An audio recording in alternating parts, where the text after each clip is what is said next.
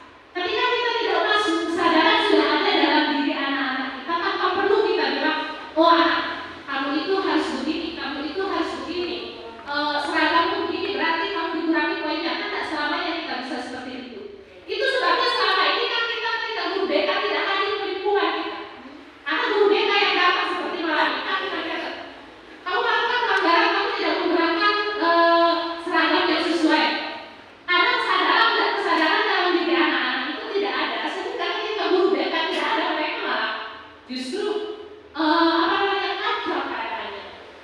Bagaimana sekarang teori kontrol ini justru akan membuat anak-anak kita yang tadinya terpaksa itu ada kesadaran dalam dirinya untuk berubah, ada atau tidak ada kita. Oke, selanjutnya di sini kita perlu merubah stimulus respon itu menjadi teori kontrol. Artinya di dalam stimulus respon itu kita merasa bahwa ada realita-realita tertentu yang kita rasa benar, padahal menurut teori kontrol ini itu salah sebenarnya. Apa saja realitasnya? Yang pertama, itu kita merasa bahwa kebutuhan kita semuanya sama. Kita semua merasa bahwa kebutuhan untuk tertib itu sama, semua orang menginginkannya. Padahal realitasnya kebutuhan masing-masing kita itu beda-beda. Ada anak yang memang kebutuhannya itu menurut kita semuanya sama ya di dalam kelas. Kebutuhan kalian untuk bisa bahasa Inggris itu semuanya sama. Karena apa? Karena nanti masa depan kalian ditentukan oleh bahasa Inggris ini. Padahal beda-beda. Yang satu kebutuhannya mungkin karena memang dia akan ke luar negeri, dia memang membutuhkan bahasa Inggris. Yang satunya lagi karena dia senang berjualan, dia lebih membutuhkan matematika. Tapi selama ini kita selalu merasa bahwa mereka itu penting di pelajaran kita itu semuanya sama. Jadi ketika ada yang tidak bisa di pelajaran kita, sambologi. Kok lama sekali ya kamu bisa? Karena kita merasa mereka itu sama semuanya. Padahal ada yang mereka butuh, di situ ada yang butuhnya justru di bagian yang lain. Selanjutnya, kita selama ini selalu merasa bahwa sudut pandang kita itu sama. Padahal sudut pandang kita itu beda-beda. Ketika ada anak yang terlambat, dalam sudut pandang kita itu adalah pelanggaran. Dalam sudut pandang anak bagaimana? Tidak pernah mau kita lihat. Yang kita lihat selama ini sudut pandang bahwa itu telat dan itu salah di kita. Kita tidak mau tahu bagaimana pandangannya. Jadi dalam teori kontrol ini jangan hanya melihat dari sudut pandang jangan paksa anak untuk melihat sudut pandang yang sama dengan kita. Kita juga jangan memaksa diri untuk melihat sudut pandang yang sama.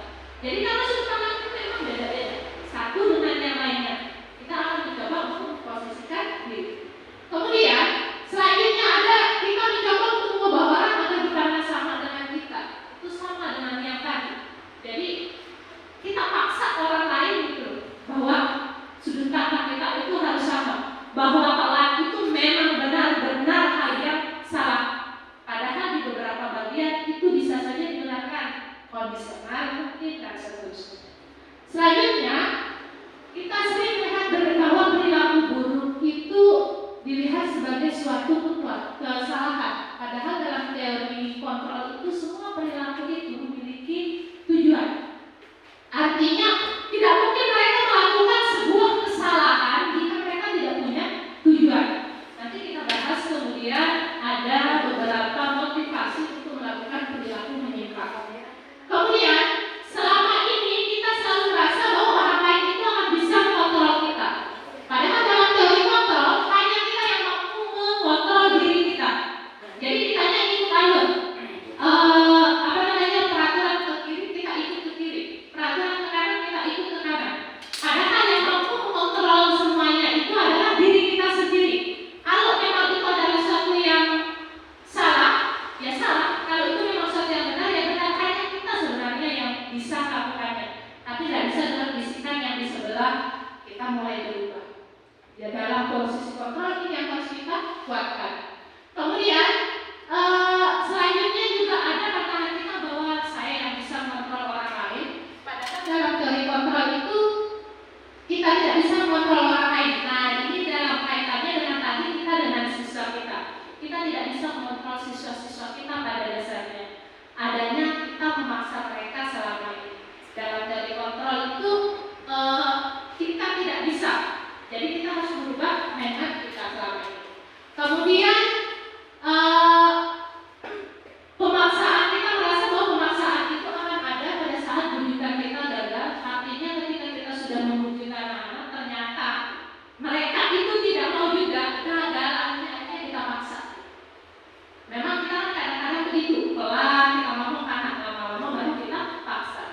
Dan selanjutnya seharusnya di teori kontrol itu ada kolaborasi dan konsensus di antara kedua belah pihak. Jadi ada kolaborasi. Kita tidak memaksa, kita tidak membujuk, anak juga tidak bertahan. Harus ada kolaborasi dan harus ada semacam semacam komunikasi antara semuanya. Lanjut, kita kebutuhan dasar manusia. Untuk apa sih kita belajar teori kebutuhan manusia ini?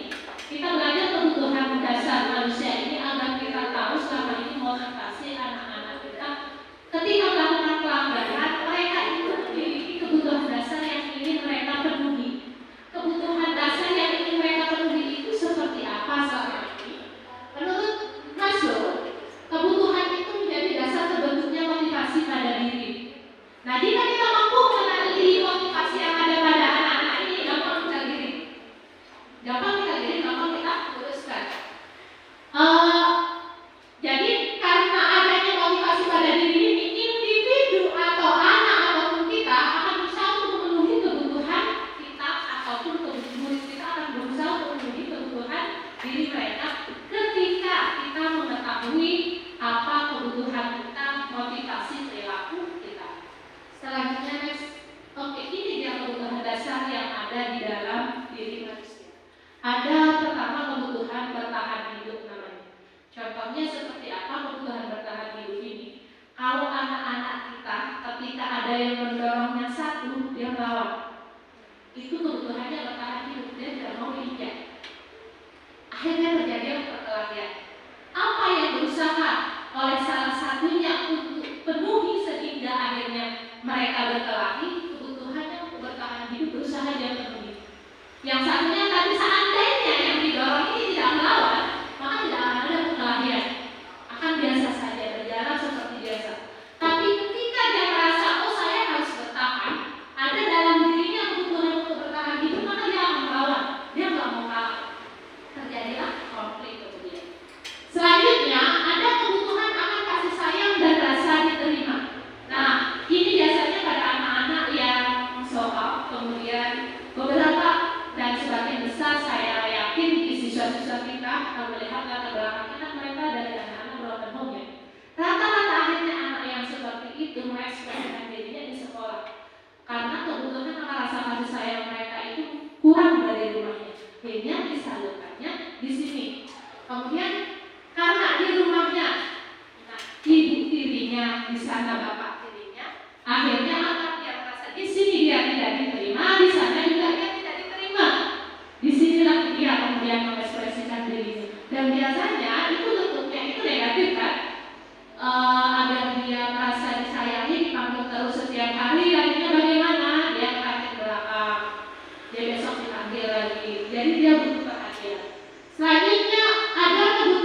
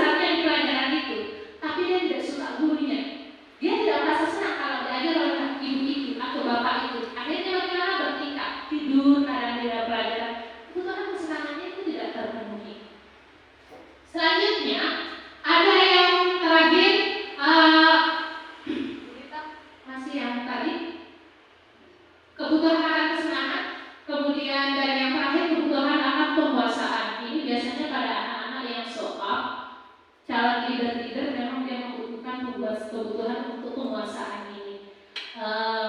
Tapi kadang-kadang menyimpangnya itu akhirnya terjadi geng-geng. Pertama kita di SMK, geng aku sebelah sana, geng AMT sebelah sini, dan biasanya kan ada satu leadernya di situ. Karena mereka membutuhkan kebutuhan untuk penguasaan. Nah, di sini sebenarnya kita butuh diri mereka untuk mungkin proses untuk menyalurkannya. Cuma selama ini kita kan memang apatis ya, terserah itu urusannya guru yang lain, urusan saya aja. Selama ini yang ada di apatis. Oke, kita lanjut. Tidak terlalu cepat ya. Di dalam berperilaku kita memiliki motivasi bukan hanya karena kebutuhan kita tidak terpenuhi, tetapi ada beberapa motivasi kita dalam berperilaku. Ada motifnya itu datang dari orang lain, ada motifnya juga di lingkungan diri kita sendiri. Yang pertama, untuk motivasi ekstrinsiknya, artinya ada pengaruh orang lain.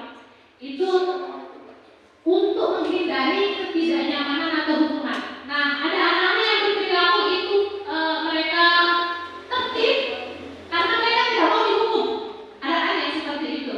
Nah, ini Bapak Wakasih, saya yakin kalau Bapak Wakasih sudah memahaminya. Ada yang memang karena nanti kalau saya telat nggak nyaman, sudah ada Bapak sudah datang berdiri di depan sana. Akhirnya mereka datang pagi. Itu motivasinya tidak mau menghindari ketidaknyamanan dan tidak mau dihukum. Ada juga ekstrinsiknya itu mendapatkan imbalan atau penghargaan karena dia senang saja. Akhirnya kalau dia datang pagi, apalagi kan biasanya kita menjanjikan hadiah ya. Siapa yang datang paling pagi selama 6 bulan nanti akan digratiskan BPP 3 bulan. Seperti itu, akhirnya berlomba-lomba pagi-pagi datang. Ada yang sampai ikut di sekolah saking paginya. Itu kenapa? Ada motivasi dalam diri mereka yang disebabkan oleh orang lain. Orang lain yang menawarkan hadiah untuk mereka. Nah, yang kedua ini motivasinya dia tidak akan melekat. Ketika hilang reward, dia akan malas lagi. Kemungkinan besarnya dia akan malas lagi. Ketika sudah tidak ada hukuman, dia akan kembali berperilaku seperti itu. Ini tidak bisa melekat dan tidak bisa menjadi budaya dalam diri. Tetapi ada yang motivasi intrinsiknya dan ini yang perlu kita kembangkan. Apa motivasi intrinsiknya? Mereka ingin menjadi orang yang menghargai diri mereka. Artinya dalam diri mereka itu kesadaran, ku malas yang rugi saya rajin yang untung saya. Artinya bukan orang lain yang mempersuasi mereka untuk kalau kamu kamu rugi, bukan. Tetapi memang sudah tumbuh kesadaran dalam diri mereka. Dan kesadaran ini karena mereka kondisinya masih labil memang perlu kita tumbuhkan, tapi tidak bisa cepat. Nah, kesadaran kita untuk memupuknya. Nah, kalau kamu mau sukses, kita harus baru dia bisa memang membutuhkan waktu. Bahkan mungkin kadang itu sebabnya kadang anak yang lama kita lulus di sekolah selama ini dianggap nakal, tapi terus kita lulus. Justru tangannya besok berubah. Iya kan ada yang begitu. Dulu dia nakal sekali loh pas SMK. Ketika kita ketemu nanti, justru mereka sikapnya sudah berubah. Karena apa? Dulu selalu kita berikan motivasi agar mereka bisa menghargai diri mereka. Ketika keluar, tumbuh secara tidak sadar, prosesnya ternyata tidak tahu. Jadi jangan kita merasanya sekarang kita nasihati anak-anak, besok pagi dia akan berubah. Biasanya itu justru tidak akan permanen, karena ini memang memerlukan waktu yang lama. Selanjutnya, kita ke posisi kontrol dulu. Nah, kita lihat sekarang, kita analisis bersama-sama selama ini kita sebagai pendidik itu kontrol kita terhadap murid itu bagaimana sih? Ada posisi kontrol kita itu sebagai penghukum. Biasanya penghukum itu ngomongnya tegas, berbicaranya tegas. Kalau kamu telat lagi besok, saya jemput kamu di sebelah sana. Ini posisinya kita sebagai penghukum. Bicaranya tegas, biasanya juga keras. Nah, langsung Bapak siswa mengatakan saya pas. Oke, selembut-lembutnya ada stressing dalam bahasanya ketika dia menggunakan posisi kontrol sebagai penghukum. Selembut-lembut bicara. Karena saya bicara saya agak lembut, tetapi ketika kita menghukum ada penekanan dan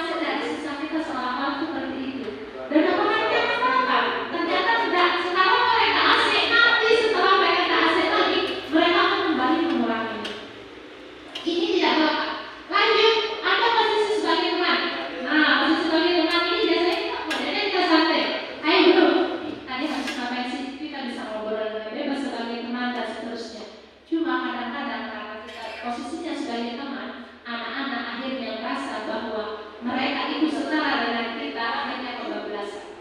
Jadi ini juga tidak bisa kita terapkan terus-menerus. Nah, yang sebaiknya kita terapkan itu adalah posisi kontrol kita sebagai manajer. Yang sebagai manajer itu seperti apa sih? Sebagai manajer itu kita membangkitkan rasa di dalam diri mereka untuk menyadari hak mereka, kewajiban mereka, bagaimana yang benar, bagaimana yang salah, dengan kita menggunakan dialog panjang. Kemudian tidak menggunakan bahasa yang keras, mungkin akan paling sulit diterapkan Pak Eri karena ada bahasanya tidak bisa keras. Karena manajer ini memang dia posisi bahasanya itu tidak bisa keras. Karena ketika posisi bahasa kita keras itu, meskipun tujuan kita pada dasarnya itu meluruskan anak-anaknya akan salah paham, merasanya dimarahi. Jadi merasanya dia itu, oh bapak ini posisinya bukan sebagai manajer, ini pembunuh. Merasanya padahal sebenarnya bukan seperti itu. Jadi motivasi sebagai sebagai manajer itu kita ngomongnya bahasanya itu agak pelan, kemudian lama kita dialog, kita ajaknya jawab. Setelah kita ajak jawab, tumbuhlah kesadaran dalam diri mereka. Ini dia contoh penerapannya. Seperti tadi, kalau dia hukum itu kita biasanya memarahi, kita biasanya mengkritik, kamu ini bajumu dikeluarkan terus padahal peraturannya dimasukkan baju. Kita agak nadanya marah ya, nadanya keras, kemudian kita kritik anak. Kadang-kadang ada yang menyebabkan itu anak-anaknya sakit hati. Dan sekali lagi ini bukan hanya di sekolah, ini kita terapkan juga kadang di rumah. Untuk ingat-ingat dan untuk yang bapak-bapak, saat kita membimbing anak-anak kita, mari kita pilih salah satu posisi kontrol yang baik agar kesadaran dalam diri anak itu tumbuh, bukan merasa terpaksa karena dihukum, karena merasa kasihan kepada kita, karena menganggap kita itu setara dengan mereka sebagai temannya. Maka kita coba untuk mengajak dialog dengan menjadi posisi manajer. Kalau di perkataan tadi sudah, nah akibatnya kalau kita mengambil posisi kontrol sebagai penghukum itu, biasanya murid itu sudah tidak peduli lagi. Ya taat sih. Ketika nanti kita sudah ada berapa, mereka akan kembali lagi ke bajunya aja. Masukkan bajumu. Kalau ini tidak akan keluarkan terus bajumu. Nanti ketika kita ada lain sudah ulang lagi bajunya. Tidak sampai 5 menit. Karena itu pasti penghukum. Jadi dia rasanya, ya kalau dihukum, kalau dia sudah ada jauh, kalau kamu juga nggak melihat dikubur dan nggak melihat lagi, keluar lagi bajunya. Nah, di perempuan merasa bersalah ini, ya dia hasilnya, kasihan ya, guru wali kelas kita kelelahan ngomong karena, ayo masukkan bajumu. Besok pagi yakin saya bajunya akan keluar lagi. Karena hanya sebentar dia merasa kasihan kepada kita. Besoknya ini sudah tidak ada rasa itu lagi, dia sudah kembali lagi. Sekali lagi, posisi kontrol yang kita harapkan di sini adalah posisi manajer dengan kita beri kesadaran dalam diri anak-anak. Dan satu hal, ini tidak bisa secara instan atau cepat. Butuh waktu bertahun-tahun karena kita juga bisa melihat di siswa kita tamatnya justru dia berubah. Di sini dia dibelai terus diingatkan. Di sini kita berikan dialog dua arah juga di sini.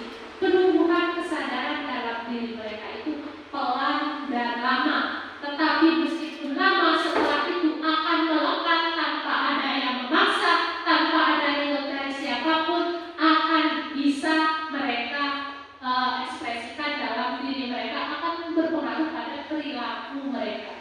Nah, selanjutnya ada yang kedua mengenai keyakinan kelas, akan dilanjutkan oleh rekan saya IDP Ibu Rita Royani SPD.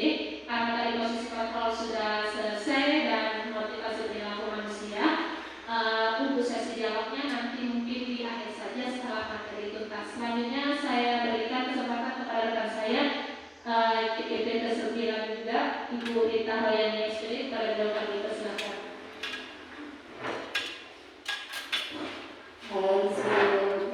Assalamualaikum warahmatullahi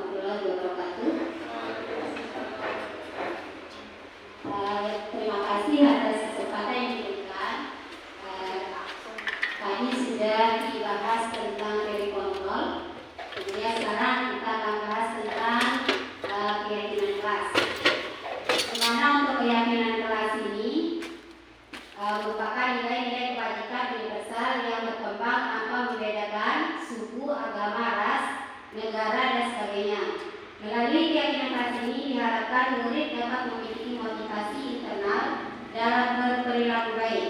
Keyakinan kelas adalah salah satu disiplin positif yang bisa kita terapkan dalam membangun budaya positif di sekolah. Nah, ini keyakinan kelas ini maksudnya di sini sama perannya itu dengan kesepakatan kelas. Cuma di sana dipertegas menjadi keyakinan kelas. Sehingga di sini untuk keyakinan kelasnya, nah di sini ada peraturannya ya. Peraturannya ini bisa dibaca, selalu kembalikan buku ke tempatnya. Nah di sini ini termasuk peraturan. Keyakinan kelas itu bukan peraturan ya. Di sini kan sering kita menerapkan sebuah peraturan. Seperti selalu kembalikan buku ke tempatnya, itu adalah peraturan. Nah, kemudian tapi sebelumnya ini untuk keyakinan kelas itu di sini kita akan tidak boleh ya di sana mengandung pernyataan. Kemudian di sini seperti ini ya, selalu kembalikan buku ke tempatnya. Nah, itu adalah sebuah peraturan ya. Kemudian di sana ada mengandung peraturan yang mengandung pernyataan. Kan di sana ada kita kembalikan buku ke tempatnya. Itu perintah ya. Jangan mengandung perintah, jangan mengandung pernyataan. Itu untuk keyakinan kelasnya. Dan keyakinan kelasnya ini di sini adalah tanggung jawab. Cukup dengan kata tanggung jawab. Kemudian dilarang mengganggu orang lain. Dilarang itu kan termasuk perintah juga ya. Dilarang mengganggu orang lain. Nah, itu juga termasuk perintah. Tidak boleh kita seperti itu untuk menerapkan keyakinan kelas. Nah, menghormati orang lain dan diri sendiri. Kemudian hadir di sekolah 15 menit sebelum pembelajaran dimulai. Nah, hadir di sekolah 15 menit sebelum pembelajaran dimulai. Itu adalah pernyataan karena sudah ada jawabannya. Yaitu pernyataan. Kemudian nanti keyakinan kelasnya menghormati orang lain, komitmen pada tujuan. Itu keyakinannya. Kemudian dilarang melakukan kekerasan. Nah, ini kan perintah. Dilarang melakukan kekerasan. Keyakinannya keselamatan, menghormati orang lain. Dilarang menggunakan narkoba. Nah, itu kan juga larangan ya, sebuah perintah. Kemudian di sini ternyata kan kesehatan keyakinannya. Bergantian atau menunggu giliran. Menghormati orang lain, itu perlu kesabaran. Gunakan masker. Gunakan masker, itu kan perintah. Ya, gunakan masker. Kemudian ternyata di sana kita membuat keyakinan itu adalah kesehatan, untuk kesehatan dan keselamatan. Jangan berlari di kelas atau koridor. Di sana ada ya untuk keyakinan kelasnya ada keselamatan dan keamanan.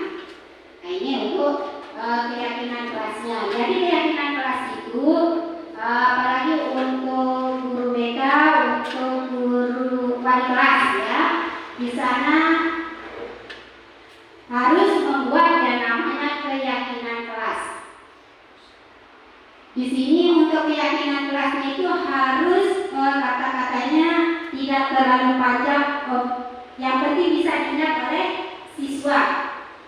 Kemudian di dalam kelas itu nanti untuk keyakinan kelasnya itu paling rendah ada 3 sampai 7. Maksudnya di sini biar tidak siswanya itu tidak terlalu banyak menghafal lah, ya bisa diingat sedikit tapi diingat. Jangan terlalu banyak, nanti bosan kira-kira kebanyak aturannya gitu kan.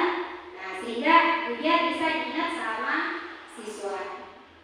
Itu untuk keyakinan kelasnya. Nah, di sini juga sudah kita mencoba membentuk untuk keyakinan kelasnya dan sudah ada di kelas. Di sana ada APHP, kemudian UPW dan ada di perhotelan.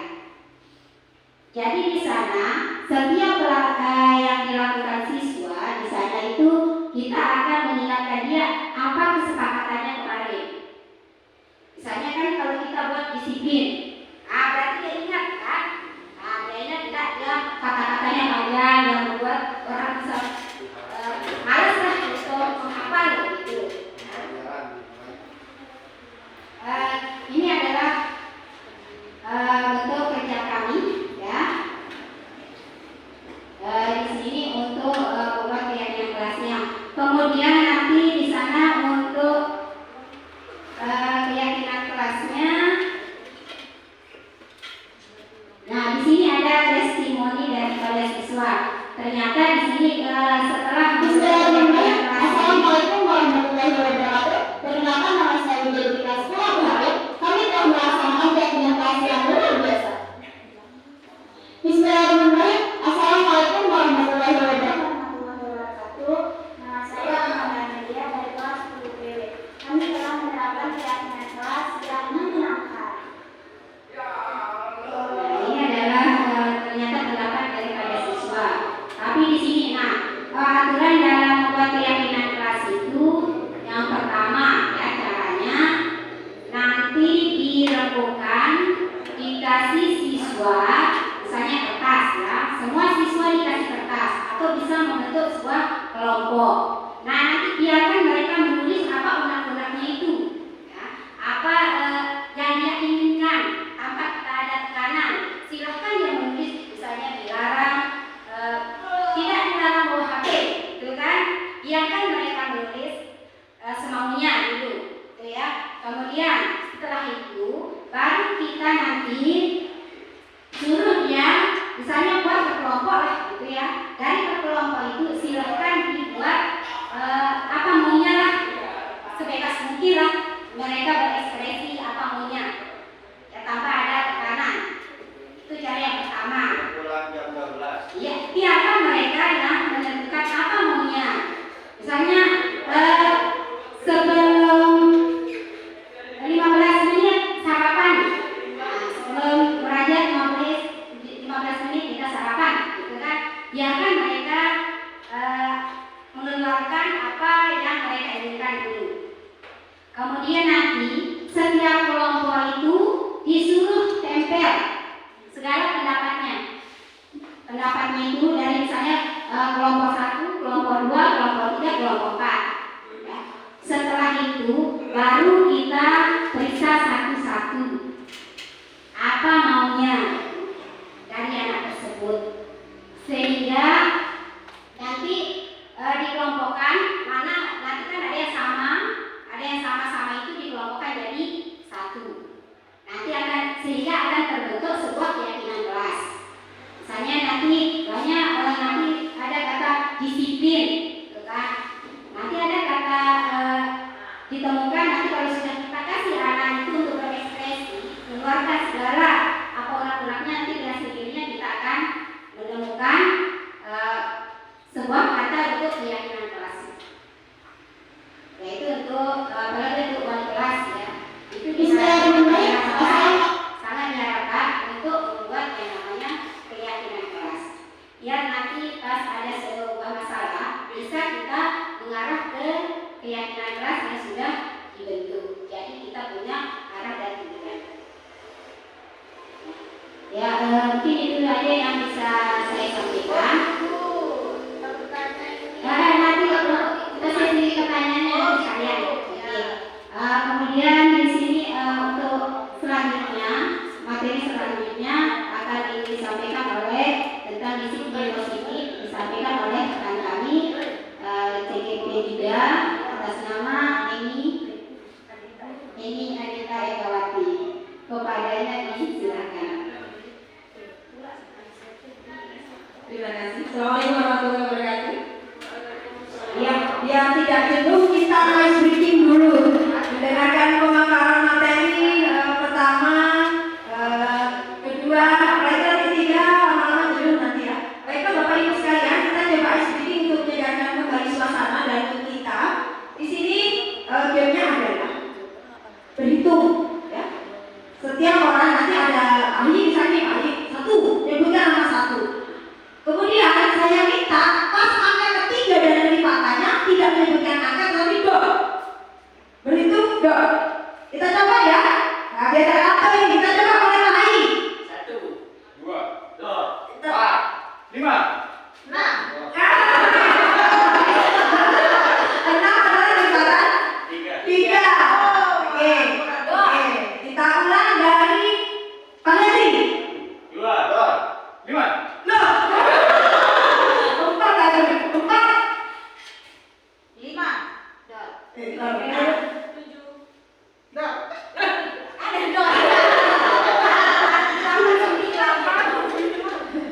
Iya, jadi itu ya. Terakhir sekarang saya minta kelipatan 4. Mulai lagi. 1, 2, 3, 4, 5. 5.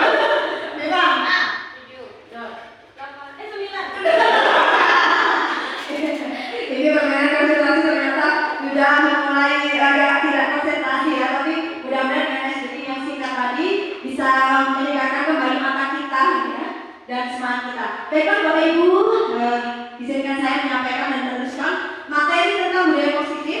Dalam hal ini melanjutkan apa yang disampaikan oleh Bu Zahra dan Bu Rita, yaitu tentang disiplin positif. Ketika mendengar kata disiplin, apa yang ada di benak Bapak Ibu sekalian? Ketika kita mendengar kata disiplin, apa yang ada di benak kita? Aturan, apa lagi? Ketika Ibu Bapak mendengar kata disiplin, apa yang ada di benak kita? Aturan, menghargai waktu, apalagi Ibu? Berjalan normal. Gitu ya. Jadi pada dasarnya disiplin itu mungkin kita sepakat bahwa disiplin itu adalah kepatuhan atau ketaatan terhadap aturan atau hal-hal yang menjadi keyakinan kita. Tadi bicara tentang keyakinan kelas, nanti akan nyambung bersama dengan terakhir.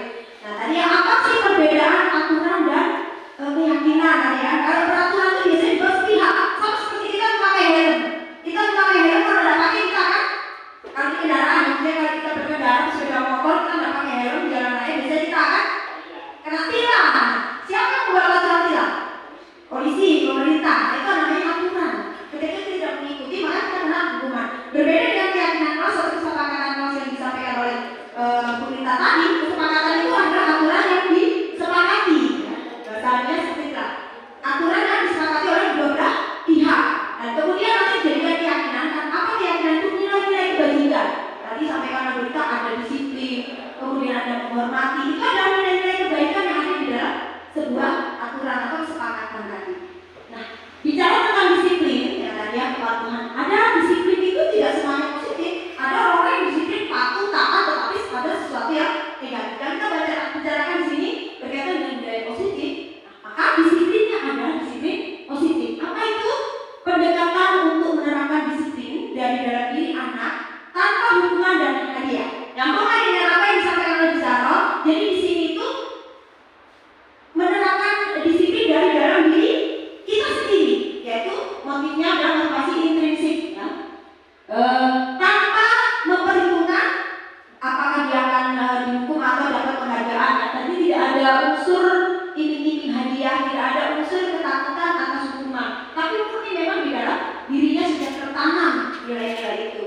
Nah, disiplin positif ini perlu diterapkan baik di lingkungan keluarga maupun di sekolah. Benar, bukan hanya di sekolah, atau di sekolah saja, tetapi di rumah tidak ada penerapan disiplin positif, maka akan tidak efektif atau percuma seperti itu.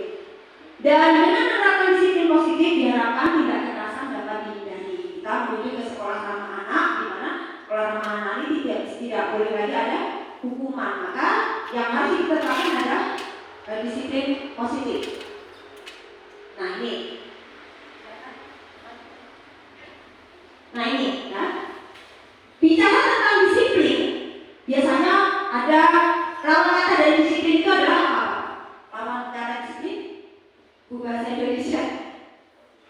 Pak Guru, apa lawan kata disiplin? Antonimnya? Tidak disiplin, indisiplin mungkin ya. Tidak patuhan, melanggar aturan seperti itu. Maka resiko dari tidak disiplin tadi atau melanggar peraturan adalah sebuah hukuman bisa. Nah, bagaimana kita menghindari hukuman tadi jika dilakukan oleh anak-anak yang melanggar disiplin tadi? Apa saja? Nah, di sini ada hukuman, ada sanksi atau konsekuensi dan restitusi. Bapak Ibu, adakah yang bisa membedakan antara hukuman dan konsekuensi? Pernah dengar konsekuensi? Ya sudah konsekuensinya kan gitu ya. Apa itu hukuman, perbedaan antara hukuman dan konsekuensi? Biasanya kalau hukuman itu akibat melanggar peraturan dan itu sifatnya sepihak, aturan yang bukan sepihak. Nah, itu hukuman. Kalau konsekuensi ini biasanya melanggar kesepakatan atau keyakinan kelas atau sekolah. Kesepakatan, misalnya seperti ini, kita sudah sepakat. Kita sudah sepakat membuat aturan sepakatan ini ya. Kemudian salah satu kita melanggar, maka itu yang dinamakan pelanggaran. Efek atau risiko dari pelanggaran itu adalah konsekuensi. Maka konsekuensi, saya tidak sengaja menumpahkan gelas, tidak sengaja, dan sudah jadi risiko bahwa di kelas itu harus bersih, tidak boleh becek, tidak boleh kotor. Maka konsekuensi atau hukuman yang diterapkan? Konsekuensi apa hukuman? Konsekuensi karena sudah ada kesepakatan bahwa kelas harus dalam keadaan bersih. Maka konsekuensinya apa? Ya anak tersebut harus membersihkan tumpahan air tadi itu. Bapak Ibu ya, kita sering menghukum anak yang tidak sesuai dengan kesalahan. Anak telat tapi hukumannya lari-lari. Apa hubungannya coba? Telat masuk dengan berlari. Kalau sebuah konsekuensi biasanya hubungan berkaitan dengan jenis pelanggaran atau kesalahan yang dilakukan. Kalau anak mematahkan pensil temannya, maka konsekuensinya apa? Mengganti pensil. Anak memecahkan kaca kelas, konsekuensinya apa? Mengganti. Itu konsekuensi. Tapi ini lucu. Ada anak main bola memecahkan kelas, anak ini akhirnya dihukum, disuruh push up, disuruh dimarahin. Nah itu hukuman, bukan konsekuensi. Jadi konsekuensi itu ya akibat atau risiko dari apa yang dilanggarnya atas kesepakatan yang telah disepakati ya, kalian yang sepakati. Nah ini contoh nih. Kemudian yang ketiga ada namanya restitusi. Nanti apa sih restitusi itu? Nah, ada hukuman, ada konsekuensi, ada restitusi. Kalau hukuman itu bersifat tadi menyakiti, membuat orang itu jerah, ya, menurut kita. Kemudian kalau konsekuensi itu bertanggung jawab atas kesalahannya. Nah restitusi itu apa? Restitusi ini bukan hanya bertanggung jawab, tapi dia memperbaiki hubungan dan dia mencari solusi sendiri. Ini ya Bu ya, Ibu Bapak. Jadi hukuman itu sebetulnya identitas gagal. Bahwa anak yang dihukum itu pasti dia bersalah. Dia merasa dirinya sebagai orang yang gagal. Orang yang bersalah adalah orang yang gagal. Ya, menurut kita semuanya. Nah, kalau sanksi atau konsekuensi ini dia sesuatu yang harus terjadi. Kalau yang hukuman, sesuatu yang menyakitkan harus terjadi. Kemudian, kalau restitusi itu pilihan. Jadi solusinya itu anak-anak sendiri. Misalnya tadi sudah memecahkan kaca, kemudian diajak diskusi kenapa memecahkan kaca nak? Apakah sengaja atau tidak? Apa motivasinya? Ditanya seperti itu. Kira-kira apa solusinya? Itu mereka, bukan kita yang menentukan. Seperti itu. Nah ini sudah dibahas bagiannya oleh Ibu Sarah. Next. Nah ini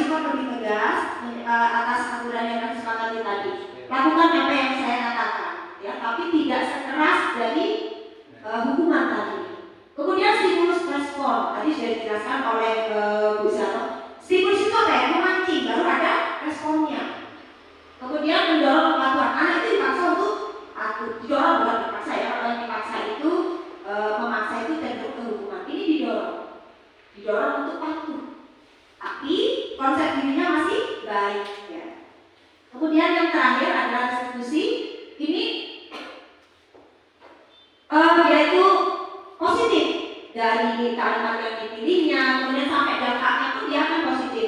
Nah, contoh-contoh kalimatnya, misalnya ada anak yang biasanya kasus di kelas apa? Kasus yang di kelas dia apa?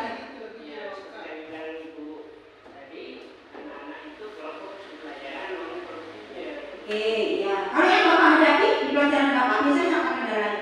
Kendalanya memang kalau saya pribadi di sini nggak ada kendala di siswa, tapi peralatan gitu. Peralatan. Kalau mungkin Pak yang lain, Bapak Ibu yang lain, Ibu anak kendalanya apa biasanya? Pelanggaran-pelanggaran apa yang sering terjadi di kelas berkaitan dengan siswa kita? Kalau di kelasnya Ibu, Ibu yang Ibu hadapi mengamati? Biasanya sebenarnya pelanggaran umum tidak memasukkan baju, terlambat masuk kelas. Oke, biasanya yang paling umum tidak karena kalau yang nanti terlambat masuk kelas gitu ya. Nah, ini bisa kita tanya pada mereka sebetulnya apa sih maunya? Apakah ini yang sebenarnya kamu ingin lakukan? Apa memang kamu pengen terlambat terus seperti ini? Kamu ke depannya pengen seperti apa? Apakah kamu pengen seperti ini terus? Nah, itu adalah restitusi. Anak diajak berpikir, kemudian mencari solusi sendiri. Sadar, kemudian mencari solusi sendiri tanpa kita tekan, tanpa kita marahi. Kemudian di sini modelnya ya dari kontrol ya, dan mendorong melakukan disiplin positif yang murni dari dalam dirinya sendiri.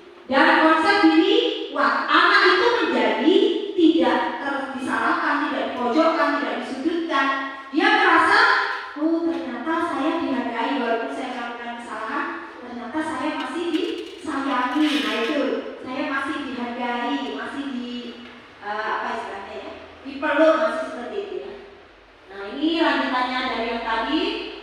Ketika hukuman, akhirnya anak-anak itu akan belajar menyembunyikan kesalahan. Kita kucing-kucingan sama anak. Seperti tadi yang sampaikan bicara, pas di depan kita aja mereka memasukkan baju, pas di depan kita saja mereka tidak telat. Tapi setelah kita keluar, guru lain juga akan telat. Nah itu kan seperti itu. Oke, mengulang lagi kesalahan yang sama, ulang lagi walaupun kita sudah fokus up, kita ulang nggak kapok mereka.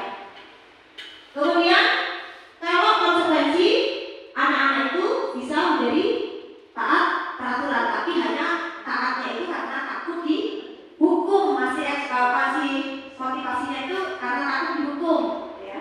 Tetapi kalau restitusi ini lebih jauh lagi, anak menjadi bisa mencari solusi atas masalah yang dia buat sendiri.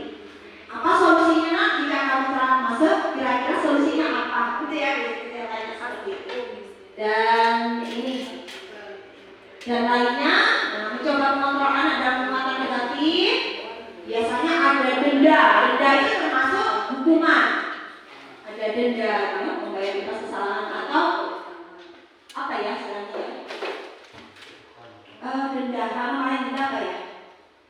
Dia mengganti rugi. Nah, ganti rugi. Oke. Nah, kalau restitusi anak paham bahwa dirinya sendiri sedang pegang kendali seperti tadi bilang, Bu, Bapak, kita tidak bisa mengubah karakter anak, kita tidak bisa mengubah anak, kecuali mereka mengizinkan untuk dirinya berubah. Kita pun demikian, kita dengan karakter kita tidak mungkin orang mudah mengubah kita seperti itu, kecuali kita mengizinkan diri kita untuk berubah dengan kesadaran diri. Maka demikian juga terjadi pada siswa kita. Maka disinilah pentingnya restitusi, di mana anak itu diberikan untuk belajar mengendalikan kontrol ya, kendali kontrol atas dirinya sendiri. Nah, bedanya dari hukuman dan konsekuensi dan restitusi ya, anak itu nanti kalau yang di hukuman itu anak akhirnya merasa bersalah, merasa minder, merasa drop, bahkan merasa rasa beban. Tetapi kalau yang pada restitusi, anak itu justru menjadi sadar dan tertata untuk memperbaiki diri. Jadi kesimpulannya menurut Bapak Ibu, manakah yang lebih baik? Apakah hukuman, ataukah konsekuensi, ataukah restitusi? Mana yang kira-kira lebih baik dan efektif? Kalau sementara itu hukuman. Hukuman ya Bapak. Hukuman sementara berarti kalau hukuman itu kita masih bisa memaksa anak untuk patuh, tetapi efeknya adalah dampaknya anak menjadi kebal, anak merasa tidak ingin berubah ya karena kebal. Dan kalau berubah itu sementara, sesaat saja seperti yang disampaikan oleh tadi, tidak awet, dan cenderung kucing-kucingan ya Pak. Ketika tidak diterapkan hukuman, lalai lagi, atau ketika ada guru yang sering menghukum, kita akan sembunyi seperti itu. Oke, next. Nah, apa sih dari tadi bicara restitusi itu apa ya? Mari kita lihat. Nah, proses menciptakan kondisi bagi murid untuk memperbaiki kesalahan mereka. Ya. Kalau menghukum saja mereka tidak akan memperbaiki kesalahan mereka, karena kita hanya menghukum. Sudah selesai hukuman, selesai ulangan. Gitu. Sehingga mereka bisa kembali pada kelompok mereka dengan karakter yang berubah. Seringkali anak-anak yang sering kena hukum itu pasti image-nya buruk ya Bapak ya.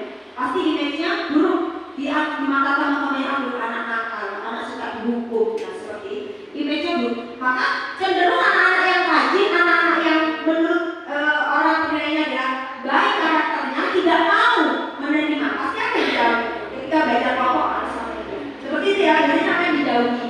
Tetapi kalau mereka sadar kemudian memperbaiki kesalahan mereka dengan percaya diri, mereka ingin mengubah, maka kita harapkan mereka bisa kembali ke kelompok kelas mereka dan diterima. Seperti itu. Dan restitusi ini butuh kolaboratif, proses kolaboratif antara guru dengan murid, antara guru dengan guru yang lain, dan antara murid dengan murid yang lain. Seperti itu. Nah, mengajarkan murid untuk mencari solusi atas masalah yang dihadapi dan membantu murid berpikir tentang orang seperti apa yang mereka inginkan dan bagaimana mereka harus memperlakukan orang lain. Diajarkan empati. Seperti itu. Restitusi membantu murid menjadi lebih memiliki tujuan, disiplin positif dan memulihkan dirinya setelah berbuat salah. Tekanannya bukan bagaimana berperilaku untuk menyenangkan orang lain atau menghindari ketidaknyamanan, namun tujuannya adalah menjadi orang yang bertanggung jawab ya pada diri sendiri dan yang menghargai nilai-nilai kebaikan yang mereka percayai. Nilai-nilai kebaikan apa saja? Ya seperti tadi, ada disiplin, ada kejujuran, ada menghormati orang lain. Itu nilai-nilai kebaikan yang sudah disampaikan oleh Ibu Lita. Ya.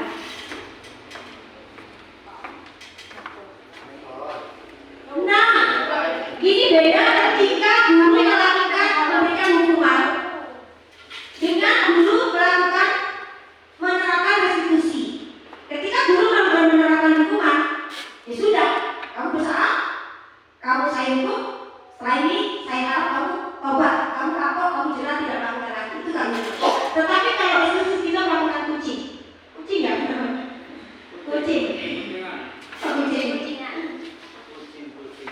Jadi kucing itu kayak diskusi. Jadi lebih kepada mitra. Maka bahasa yang digunakan, kalimat yang digunakan tidak kalimat-kalimat yang negatif, bukan kalimat-kalimat yang nanti menekan siswa. Nah ini yang sudah kami lakukan. Pada kucing ini saya menerapkan pada kelas UPW dan tata boga. Pada kelas UPW itu memang betul-betul terjadi. Nanti ada videonya kita tayangkan sebentar. Nah kemudian masalah yang sama. Kemudian kalau yang satunya di tata boga memang kejadian lain cuma tidak terjadi pada saat itu. Ini bicara Bu Rita sudah mencoba menerapkan kucing. Apa bahasa Indonesia-nya? Kucing. Pendampingan. Ya, pendampingan kucing ya. Kucing. Maksudnya di sini gimana? Bedanya dengan curhat biasa, kucing ini kita sebagai coach, kita itu menggali potensi yang ada pada koas ya, koas apa bacanya? Koas. Coach dan kucing. Coach yang mana? Coach itu orang lawannya coach ini, kucing. Misalnya cuaca ya. Jadi si coach ini mendengarkan, tidak menyalahkan, menggali apa alasannya, kemudian bagaimana solusinya. Nah nanti ini ada yang namanya segitiga restitusi. Oh ini masih ciri-ciri ya. Oke. Ciri-ciri restitusi. Yang pertama, restitusi ini berbeda dengan hukuman. Berbeda juga dengan konsekuensi. Kalau hukuman, ya dia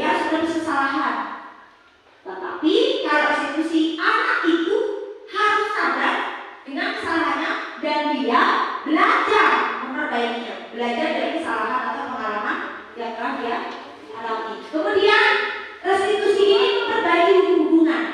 Kalau kita menghukum siswa, kira-kira siswa pada kita itu gimana Bapak? Kita menghukum siswa. Memang anak itu bersalah. Kita suruh push up, bahkan maaf ada mungkin yang pukul seperti itu. Kira-kira siswa itu akan gimana kepada guru? Takut, jengkel, dendam. Sekilas Bapak, sekilas takut itu pada sikapnya, tetapi pada hatinya merasa terintimidasi. Kemudian, memperbaiki hubungan ini termasuk kalau anak ini berkonflik dengan teman yang lainnya, maka dengan restitusi bisa selesai. Dan ini sifatnya sebuah tawaran, bukan paksaan. Kalau kamu harus, itu adalah hukuman atau konsekuensi.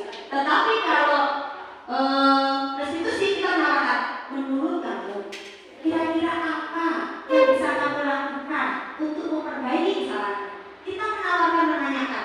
Mereka sendiri yang menawarkan tidak tahu jawabannya atau solusinya.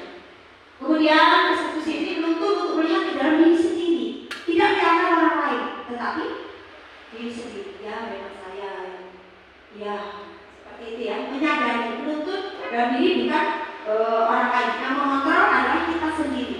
Kita terhadap diri kita, anak terhadap anak itu sendiri. Kemudian dalam restitusi ini kita juga akan menggali apa kebutuhan dasar dari anak tersebut yang tidak terpenuhi sehingga itu menjadi alasan untuk dia melakukan tindakan yang melanggar. Next. Nah, di antara tiga kan kriterianya ada tiga. Kalau enggak hukuman, konsekuensi, ya restitusi. Pilihan keempat apa? Ya pembiaran. Tapi nggak bisa kita membiarkan anak melakukan tindakan yang tidak baik. Kemudian restitusi ini fokus pada karakter, bukan tindakan. Maka ketika kucing itu kita tidak fokus kepada kesalahan yang mereka buat, tetapi karakternya yang ingin kita bentuk. Karakter anak itu potensinya yang ingin kita bentuk, yang ingin kita kembangkan. Nah, dan juga fokus kepada solusi, tidak sibuk menyalahkan. Kasihan kamu, makanya kamu itu belajar yang lagi. Makanya kalau ada guru itu, guru menjelaskan jangan melihat. Makanya, kalau masih makanya maka itu masih menyalah. Nah, tetapi kalau restitusi itu fokus pada solusinya. Restitusi mengembalikan orang yang berbuat salah pada kelompoknya seperti tadi, sehingga setelah kucing tadi diharapkan anak ini menjadi merasa tidak disalahkan, merasa terhargai. Jadi dia percaya diri, tetapi dia bertanggung jawab dan berkomitmen untuk memperbaiki kesalahannya dan memperbaiki hubungannya dengan misalnya kalau dia bersalah dengan temannya, perbaiki hubungan dengan temannya. Jika dia berkasus dengan gurunya, maka dia perbaiki hubungan dengan gurunya. Oke? Video ini. Nah ini ada kasus, satu kasus saja kita lihat. Nah ini ada contoh kucing. Contoh kucing yang saya lakukan. Yang pertanyaannya saya punya lebih. Kalian tahu nggak kenapa manggil kalian berdua ke sini? Tidak tahu, Bu. Ini kasus asli antara rekayasa. Betul-betul mereka pelakunya dengan kasus yang Ibu perhatikan beberapa kali pertemuan ini, Sab dan Andika itu sering telat di jamnya Ibu. Benar? Iya, Bu. Kalau boleh Ibu tahu, kenapa kalian selalu telat di jamnya Ibu? Kami berkantin, Bu. Kalian pasti punya alasan kenapa pergi ke kantin menjelang jam pertama masuk. Betul begitu? Iya, Bu. Apa alasannya, Nak? Saya baru sempat sarapan dari rumah karena kalau pagi di rumah Ibu belum sempat masak, Bu. Makanya pagi nanti. Kita ada Bu, belajar dengan kondisi perut kosong atau lapar itu tidak nyaman, sulit kita konsentrasi. Sarapan di kantin tentu saja diperbolehkan jika waktunya tepat. Menurut kalian, yang kalian lakukan ini apakah sudah tepat? Tidak, Bu. Kalian ingat tidak? Iya keyakinan kelas yang mana yang tidak sesuai pada kejadian ini? Disiplin atau tepat waktu. Nah, kalau sudah tahu seperti itu, selanjutnya tindakan apa yang akan kalian lakukan? Minta maaf Bu, kami janji tidak akan mengulangi lagi.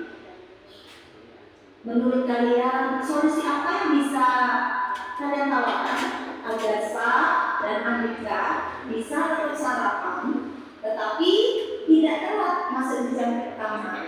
Saya akan sarapan hari ini. Saya akan meminta tolong Ibu untuk masak dari rumah biar bisa sarapan dari rumah Bu. Atau lebih pagi ke sekolah biar bisa sarapan di kantin. Insyaallah solusi yang bagus. Semoga bisa konsisten ya menerapkannya. Ibu yakin kalian berdua adalah siswa yang hebat, cermat, dan bertanggung. Terima kasih Bu. Lagi-lagi kita minta maaf Bu. Itu contoh sebenarnya ada 2 video, tetapi cukup satu saja. Nah, pada tayangan tadi, apakah Bapak Ibu melihat kalimat menyalahkan siswa? Tidak ada ya. Jadi dari kamu salah, kamu telat, kamu. Jadi kita menanyakan menurut kalian apa yang kalian lakukan ini sudah tepat atau belum? Kita bertanya kepada mereka. Mereka yakin enggak tindakan yang mereka lakukan itu sudah tepat atau tidak? Dan mereka yakini, mereka tahu. Mereka tahu bahwa mereka melakukan tindakan tidak tepat. Akan berbeda ceritanya kalau mereka datang kemudian kita nasihati, kamu ini sudah berapa kali kamu telat. Dulu saya lakukan itu Ibu. Selama hampir 20 tahun mengajar, sebelum saya mengikuti CGP, saya menjadi guru yang penghukum. Dan saya menjadi guru 3, penghukum, membuat rasa bersalah, kemudian dan sebagai pemantau. Itu yang saya lakukan. Tapi setelah saya mengikuti CGP ini, guru penggerak ini, saya mulai belajar untuk mengubah menjadi manajer ketika siswa melakukan kesalahan. Apa yang saya lakukan tadi atau besar dan kita terapkan ketika melakukan coaching? Yang pertama kita menerapkan segitiga restitusi. Yang pertama adalah menstabilkan identitas. Nah, ini contohnya Ibu. Kamu tentunya punya alasan mengapa kamu melakukan hal itu. Tadi pada video tadi saya mengatakan pasti kalian punya alasan kenapa kalian ke kantin. Nah, gitu. Jadi tidak langsung salahkan. Pasti setiap anak punya alasan. Ternyata alasannya lapar seperti itu. Tetapi kesalahannya adalah ya karena telat. Kemudian ada validasi tindakan yang salah. Contohnya Ibu tahu setiap orang kalau lapar kita kayaknya dulu Ibu Bapak, kita membela anak. Ketika anak bersalah kita bela. Contohnya apa ya Pak ya? Mungkin ini anaknya suka ngeluarin baju, kita berikan. Gimana nyaman ya? Mereka mungkin mengatakan kenapa kok suka ngeluarin baju? Enak aja Bu, nyaman.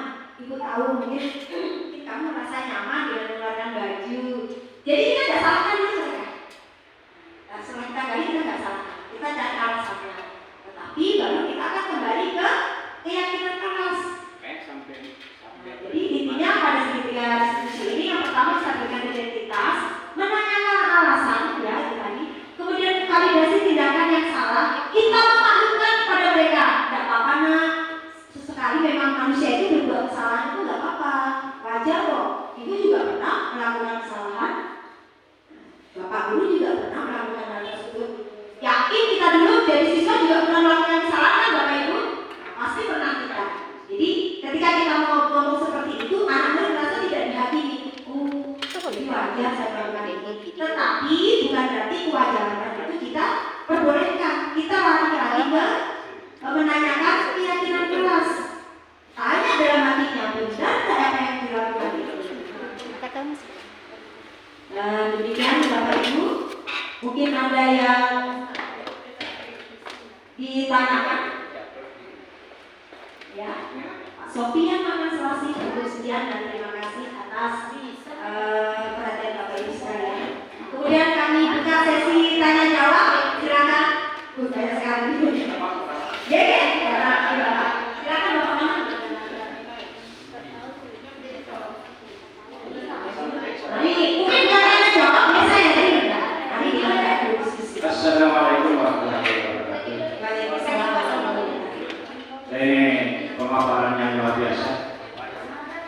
bagaimana kita membentuk atau menjamin sebuah institusi lembaga pendidikan atau atas itu tercipta semacam budaya positif dalam artian bagaimana menumbuh kembangkan melalui keyakinan pribadi self tentang pentingnya sebuah budaya positif atau menegakkan kedisiplinan tidak dipaksa atau tidak merupakan semacam hukuman kalau melakukan kesalahan. Ini luar biasa. Tapi untuk kita maklum bersama, ini adalah sebuah paradigma baru yang sangat luar biasa, sangat saya dukung, sangat saya harapkan ini berjalan sesuai dengan apa yang dipaparkan, sesuai dengan yang ada dalam konsep membentuk budaya positif di sekolah. Nah, di sini yang kita hadapi adalah karena ini merupakan hal baru, maka tentu kita menemukan anak-anak kita di sini juga berangkat dari kebiasaan-kebiasaan yang sudah ada, baik dari SD-nya, SMP-nya. Nah, kita di sini bagaimana menerapkan budaya positif ini, tentu tidak bisa secepatnya kembali telapak tangan. Oleh karena itu mungkin perlu setahun 2 tahun untuk bagaimana ini bisa terrealisasi menjadi kenyataan. Nah, di sini untuk bisa cepat kita lakukan, ya kita mendapat hasil dari bagaimana mengembangkan budaya positif di sekolah. Tentu ini adalah tanggung jawab bersama. Tidak bisa dari bapak ibu guru yang sebagai guru penggerak saja. Nah, di sini tentu semua warga sekolah, dari kepala sekolah, bapak ibu guru, ya pendidik, non pendidik, semua yang intinya semua warga sekolah untuk bagaimana bertanggung jawab terhadap penerapan budaya positif atau menciptakan budaya positif bagi warga sekolah. Nah, di sini mudah-mudahan harapan kita ini harapan besar untuk bagaimana kita bisa menikmati hasil atau output dari pendidikan yang tidak sekedar harapan-harapan dalam administrasi, tetapi ini adalah output yang merupakan kenyataan bahwa kita menghasilkan keluaran-keluaran yang memang betul ini adalah merupakan kepuasan kita bersama dari cara kita mendidik, cara kita menangani siswa, atau bagaimana tanggapan siswa terhadap cara kita mendidik. Jadi tentu itu merupakan timbal balik yang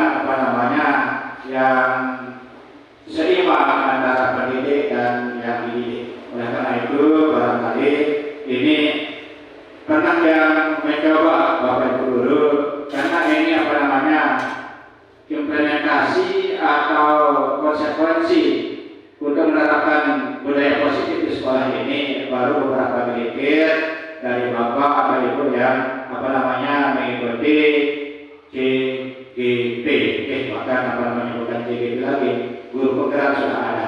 Oleh karena itu pengibasan bagi kami yang belum bergabung dalam CGP, bahkan sangat berharap bagaimana penerapannya, implementasinya dalam wujud nyata real di lapangan, sehingga ini akan menjadi kenikmatan kita bersama, kuasa kita bersama kalau terwujud sesuai dengan konsep-konsep yang ada di dalam paparan ibu-ibu tadi. Luar biasa. Nah, mudah-mudahan tidak sekedar pemenuhan administratif saja. Ini yang kita harapkan. Ini luar biasa. Sungguh ini luar biasa yang sangat mendukung. Bahkan nanti untuk wujud nyatanya itu karena jumlah siswa kita sedikit, barangkali katanya dengan bagaimana berdampingan, coaching kapasitasnya nanti itu kita bagi saja jumlah siswa kita yang sedikit ini, satu orang guru terdidik ya berapa orang, mungkin 3 atau 4 atau bahkan kebagian hanya 2.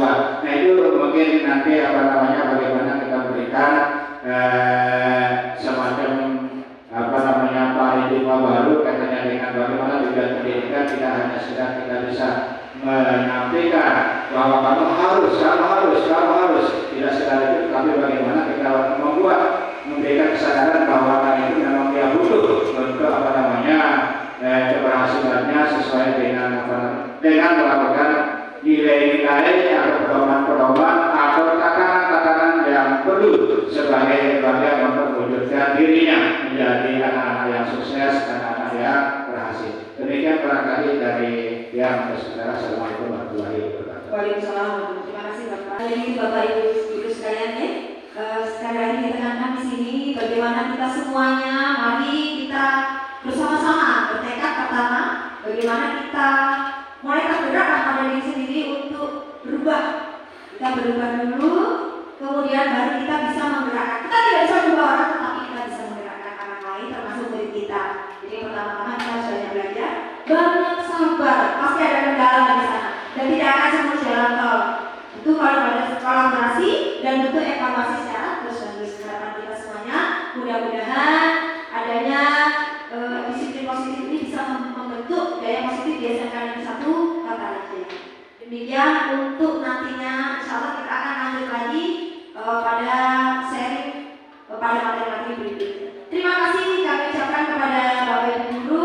Mohon maaf atas penyampaian kami yang mungkin kurang berkenan atau kurang bisa memuaskan hati Bapak sekalian. Kami sampaikan terima kasih sekali lagi. Mohon maaf. Assalamualaikum warahmatullahi wabarakatuh. Waalaikumsalam warahmatullahi wabarakatuh. Sedikit. Mana dulu? Tutup dengan Nih, sistem nih. jujur saja baru di kelas UPP dan tata boga tetapi untuk di kelas aku belum. Jadi saya juga masih pakai ternyata di kelas ini di kelas saya belum. Tidak berhasil.